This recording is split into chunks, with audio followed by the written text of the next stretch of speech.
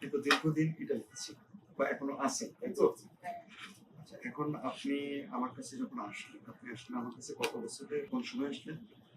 মোটামুটি ১ বছর ২-৩ মাস আগে আসছিলাম হ্যাঁ, ফার্স্ট আপনার কাছে। আমার কাছে ১ম আসলেন। তো আমার কাছে ১ম যখন আসলেন আপনি, তার আগে তো আপনি বাংলাদেশে চিকিৎসা নিচ্ছেন। হ্যাঁ, আ বাংলাদেশেও নিছি, ইতালিতেও নিছি। ইতালিতেও নিছেন। আচ্ছা, বাংলাদেশে আপনি ১ম কখন এই রোগটা নিয়ে আপনি? আমি হচ্ছে ২০১৭ সালে এটা তখন আমার বাম এক্সিলাতে সমস্যাটা ছিল। আচ্ছা, তো তখন হচ্ছে আমি লেবেতে একটা ডাক্তার দেখাই। হ্যাঁ, উনি ছিল সার্জারি ডক্টর। তো উনাকে দেখানোর পরে উনি এটাকে আবার সার্জারি করতে বলে। সার্জারি আমি করছি। সার্জারি আপনি করেন। হ্যাঁ। তো সার্জারি করার পরেই ওইটা আমার হচ্ছে কোনোভাবেই স্লিপটা বন্ধ হচ্ছিল না। আপনি কি তখন জানতেন যে আসলে আপনার রোগটা কি না, হয়েছে? না তখন আমি আপনি জানতাম না। জানতেন না। এই আচ্ছা, স্যার আমাকে তখন বলছিল যে লুমটুক থেকে একটা মানে হ্যাঁ, লংটুকের লুমটুক কোনো থেকে একটা একটা প্রবলেম হইছে। প্রবলেম। পরে হচ্ছে কিন্তু অপারেশনের পরে মানে ৭ দিন পরে বা ১৫ দিন পরে যে ঘাটা শুকাবে, ওইটা ওটা আসলে শুকায় নাই। আচ্ছা, তো আচ্ছা। অপারেশনের আগেও স্যার আমাকে হচ্ছে টিবি টেস্ট স্কিন যে টিবিটা ছিল ওটা টেস্ট করাইছিল, ওটা নেগেটিভ আসছিল। তো তারপরেও স্যার নিজের অভিজ্ঞতা থেকে আমাকে ১ বছর টিবির ওষুধ খাওয়াইছে। আচ্ছা, আপনি ১ বছর টিবির ওষুধ হ্যাঁ, খাইছেন। তারপরে টিবির ওষুধ খাইতে, খাইতে মানে কোনভাবে হচ্ছে মুখটা তখন একটু বন্ধ হইছে। তো বন্ধ হওয়ার পরে এটা আমি যখন আবার তখন আমার এগেন হচ্ছে আবার ডান এক্সিলাতে আবার শুরু হয়। মানে এটা ২০১৭ তে না ১৮ তে? না, ডান এক্সিলাতে শুরু হয় আবার ২০১৯ এর ও দিকে। ১৯ এর দিকে, তো রাইট। ১৯ এর দিকের পরে হচ্ছে আর শেষেতে যে পিছন ব্যাক সাইডে যে সমস্যাটা ওটাও শুরু হয় ১৯ এর। ১৯ এর দিকে একই সঙ্গে আপনার পিছনের দিকেও শুরু হয়, তাই? হ্যাঁ, হ্যাঁ। ওই সমস্যাটা শুরু হয়। তারপরে দেন হচ্ছে ২০ এ তো আমার ছেলে হয়। ছেলে হওয়ার পরে ১-১.৫ বছর পরে এই সমস্যা নিয়ে আমি ভোগ করতেছিলাম। এর মধ্যে টুকটাক ডাক্তার দেখাচ্ছিলাম। ভাবতেছিলাম ফোড়া এরকম কোয়ালিটির। তো ডাক্তারের মধ্যেই ছিলাম কিন্তু এই সমস্যাগুলো বাড়তেই ছিল। পরে হচ্ছে আমার হাসব্যান্ড আসে। আসার পরে আমরা ইন্ডিয়াও যাই। আচ্ছা, ইন্ডিয়াতেও চেন্নাইতে গেছেন। গেছিলাম। হ্যাঁ। চেন্নাইতে গেছেন। তারপরে তো ওরা চেন্নাইতে যাওয়ার পরে আমার তো তখন মানে মোটামুটি তখনও ২ জায়গায় ছিল। মানে ২ বগলে ছিল। ২ বগলে বলতে তখন হচ্ছে বাম বগলেটা তখনও শুরু হয়নি নতুন করে আবার। আচ্ছা, ডান বগলে ছিল আর হচ্ছে ব্যাক সাইডে ছিল। Back side. তো তখন হচ্ছে আমি আবার চেন্নাইতে যাওয়ার পরে উনারা হচ্ছে মানে বিহেভটা আমাদের ভালো লাগে নাই। আচ্ছা, মানে ১ম এ অপারেশনের কথা বলছে তো আমার হাসব্যান্ড জিজ্ঞেস করছে যে অপারেশনের ছাড়াও কি এটা যাবে কিনা? যাবে কিনা, রাইট। যেহেতু শরীরের অনেক জায়গায় আছে। তো মানে উনি একটু রাফ বিহেভ করছে যে তাহলে আসছেন কেন? আপনাদের মোটামুটি তো ভালো। বুঝাইয়া তো বলতে পারতো। হুম, পরে আমার হাসব্যান্ড বলল কি যেহেতু আমরা ইতালিতে চলে যাব, আমাদের নেওয়ার জন্যই উনি আসছিল। হুম, হুম। তো ভাবছি কি ইতালির চিকিৎসা তাহলে ভালো। যেহেতু উনি মেজর কোনো প্রবলেমের জন্য ডাক্তারের কাছে যায় নাই। টুকটাক প্রবলেম গুলা ভালোই সলভ হয়। এজন্য ভাবছি যে ইতালিতে ভালো হবে। তাহলে আমরা ওইখানে যাওয়ার পরেই করি। ইতালিতে যাওয়ার পরের দিন থেকে আমি হচ্ছে ওইখানে আবার দৌড়াদৌড়ি শুরু করছি। মোটামুটি ফার্স্টে হচ্ছে আমাকে ইতালিতে ওই যে ব্যাক সাইডে যে সমস্যাটা আছে ওটার জন্য একবার অপারেশন করা হইছে। ব্যাক সাইডের ওটার জন্য অপারেশন হ্যাঁ, করলেন আপনি। এটাও করছি। ইতালিতে ওরা করার তখন কি আপনাকে বলছিল যে আপনার ব্যাক সাইডের যে জায়গাটা ওটা কি সমস্যা? না, এই কথা বলে নাই। আচ্ছা, তো এরকম আরো কয়েকজন অপারেশন করছে তখন দেখলাম তো ভাবছিলাম যে তাহলে হয়তোবা ঠিক হইতে পারে। কিন্তু তারপরে মানে আমার সমস্যাগুলো হয় অপারেশন করার পরে ঘাটা শুকায় না। আছে না যে অনেকদিন পরে প্রবলেম শুরু হয়। আর হ্যাঁ, ইতালিতে জার্নি করার সময় থেকে আবার আমার বাম বগলটা শুরু হইছে নতুন করে। আবার নতুন করে। হ্যাঁ। তো তারপরে হচ্ছে এই সবগুলা দেখাইতে শুরু করলাম। মানে মোটামুটি ২ বছর আমি ইতালিতে আবার ট্রিটমেন্ট নিচ্ছি। এক জায়গা থেকে আরেক জায়গায়। ওইখানে তো সরকারি মেডিকেল গুলাতে দেখা গেছে যে ওরা যেখানে পাঠায় ওখানে মানুষ দেখাতে যেতে হবে। হবে, রাইট। হ্যাঁ, তো এক জায়গা থেকে আরেক জায়গায় যাচ্ছি কিন্তু কোনো হচ্ছে না। পরে আমার হাসব্যান্ড বলল কি তাহলে দেশে যাও। দেখা গেছে যে দেশে তোমার মন মতো একটু ডাক্তার খুঁজে ট্রিটমেন্ট করো। তো আমরা ১ বছরের জন্য দেশে আসছিলাম। গত বছর যে আসছিলাম। তখন তো ফার্স্ট টাইম আপনার অ্যাড্রেস পাই নাই বা আমি তখনও জানতাম না এই রোগটার নাম কি। আচ্ছা, তো এইজন্য হচ্ছে ওভাবে আমি ঘাটাঘাটিও করতে পারি নাই। জানতামও না।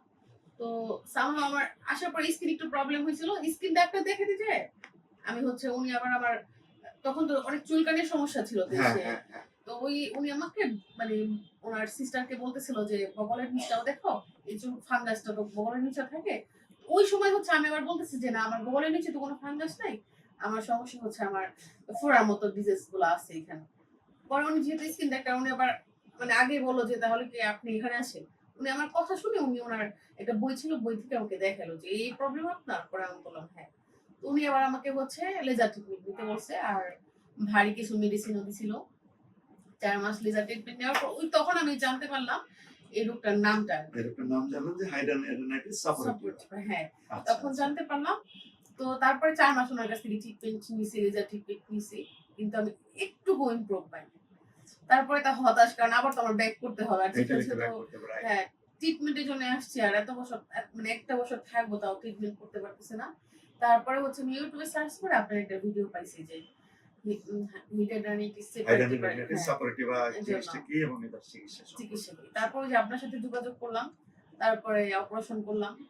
অপারেশনের যদিও যেহেতু আমার অপারেশন গুলো অনেক বড় ছিল এই জন্য আমার তখন অনেক বেশি ভোগান্তি হয়েছে। রাইট, আপনার আপনার দুই সাইডে বিশেষ করে আপনার পিছনের দিকে যেটা আমরা বলি মানে এইটাকে হাইড্রোনাইটিস সাপোর্টিভা পাইলোনিডাল সাইনাস অনেকটা একই গোত্রের জিনিস। হ্যাঁ আপনার একই পিছনে যেটা আমি যেটা করছি একই ধরনের ভাবে হ্যাঁ, পুষ বের এইটা হতো রাইট, ভিতর থেকে। এইটা এত বড় মানে অপারেশন, ওই জাতীয় অপারেশন এত বড় কখনোই আসলে করার সুযোগ হয়নি বলা যায়, দেখিও নাই আমি।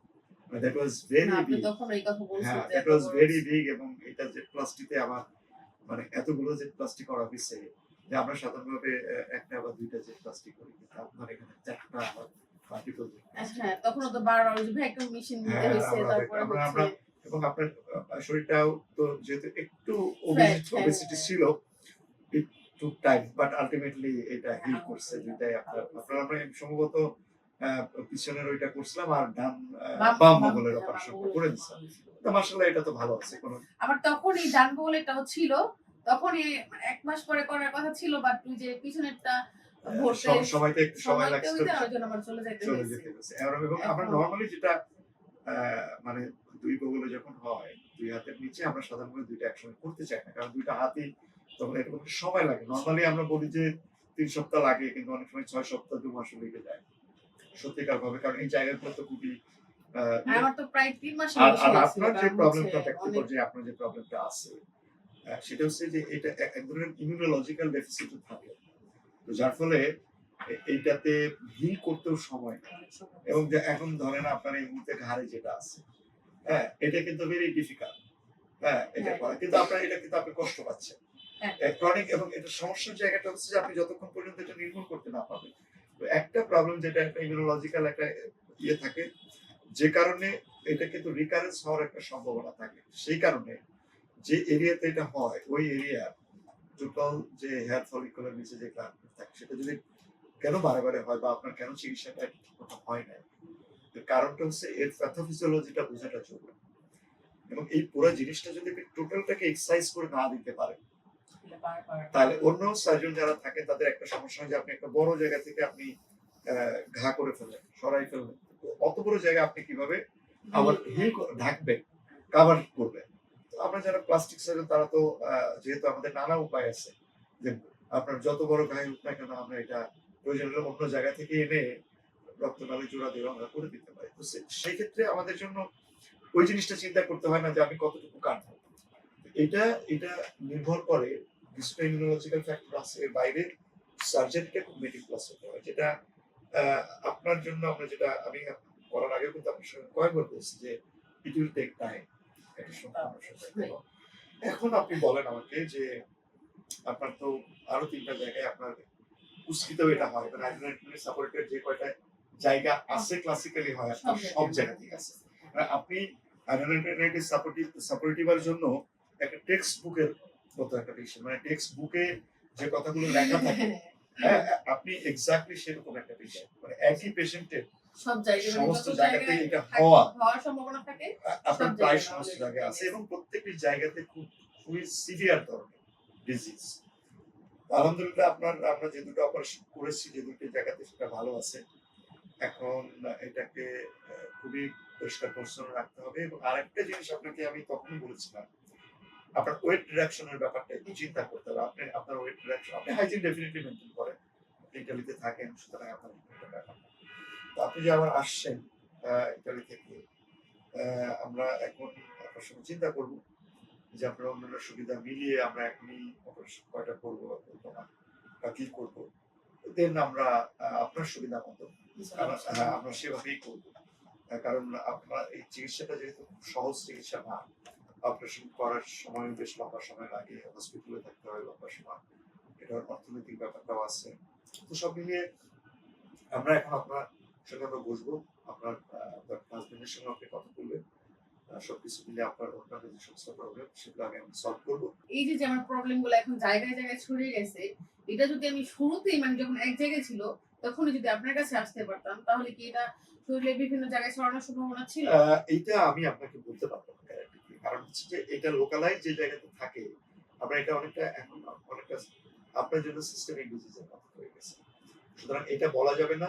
হ্যাঁ, যে কথাটা বলা যেত যে আমরা যে অপারেশনটা শুরুতে করলে আমাদের কম এক্সটেন্সিভ কম কম কাটাছেঁড়া কাটা করতে হতো, করতো এখন বেশি এবং বড় এখন বড় অনেক হয়ে গেছে। বড় এরিয়া হয়ে গেছে। যেমন আপনার যেমন ২ টা অপারেশনে অন্যজন করার পরে আমার করতে হয়েছে। বগলেরটা হ্যাঁ, আপনার বাংলাদেশের অন্য একজন সার্জন করছেন। করছে। আর আর পিছনের যেটা সেটা আপনার ইতালিতে একজন করছে। হ্যাঁ, ইতালিতে তো আমার জাস্ট এতটুকু অংশ কাটছে। ওই জায়গাতেই সমস্যাটা হয়েছে। আপনার পুরো জিনিসটার একটা অংশ সে ফেলে দিছে।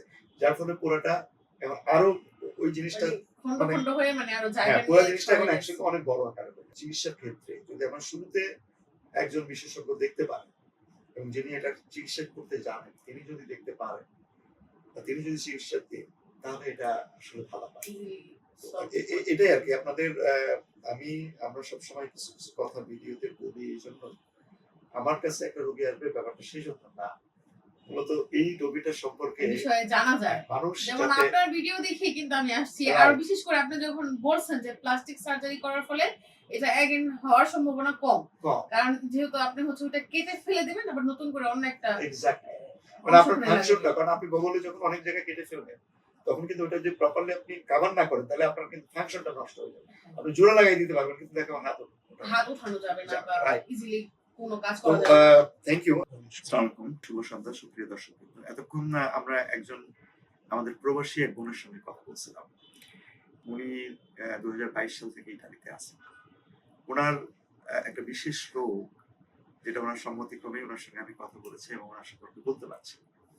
উনি হাইড্রান অ্যাডেনাইটিস সাপোর্টিভা অনেক দিন ধরে উনি ভুগছেন এবং এইটা উনি বাংলাদেশে চিকিৎসা করেছিলেন, ইটালিতে গিয়েছিলেন এবং মাঝখানে উনি ইন্ডিয়ার চেন্নাইতে গিয়েছিলেন।